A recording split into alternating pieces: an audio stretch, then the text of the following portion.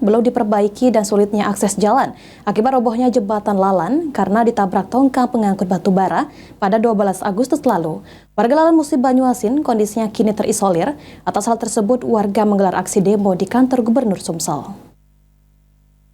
Kami minta juga kepada Dinas Perhubungan lalu lintas, baik itu perairan, baik itu darat. Puluhan warga Lalan Musi Banyuasin mendatangi kantor Gubernur Sumatera Selatan untuk menyampaikan aspirasi mereka akibat robohnya jembatan Lalan yang menjadi akses warga selama ini.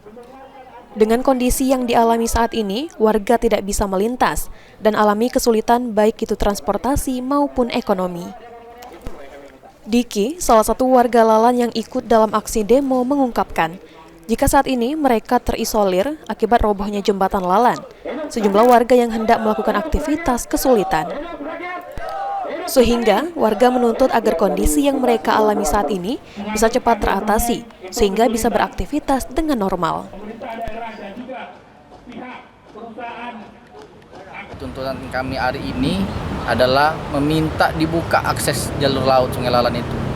Kalau tidak, kami akan demo besok dengan massa yang lebih banyak lagi. Karena ini sudah terisolir, ya? Kami terisolir, kami tidak pacak lewat, muter jauh, Kak, 7 jam. Robohnya jembatan Lalan Musi Banyuasin telah beberapa kali dilakukan pembahasan oleh pemerintah Provinsi Sumatera Selatan dengan Kabupaten Muba, serta sejumlah pihak. Dan untuk proses perbaikan jembatan akan diserahkan ke pihak perusahaan agar dilakukan perbaikan. Pihak-pihak yang berkepentingan, pihak yang kompeten untuk melakukan segera. Kita kalau APBD, kita kan ada proses APBD. Sekarang APBD 2004 kan sudah jalan. Nah, kalau kita mau bangun itu ngambil dana dari mana?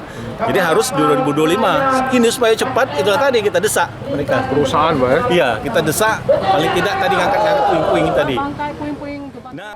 Diketahui jembatan Lalan Musi Banyuasin telah roboh pada Senin malam 12 Agustus.